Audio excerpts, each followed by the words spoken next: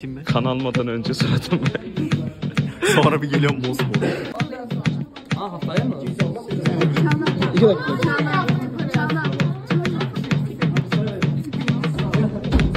Mehmet buradayız.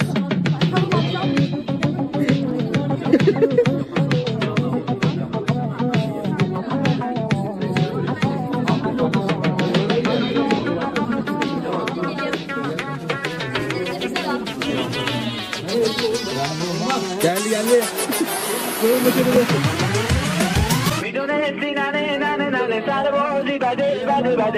Evet, kan almadan çıktık ve Mehmet'in son durum böyle. Mehmet, kameraya bak.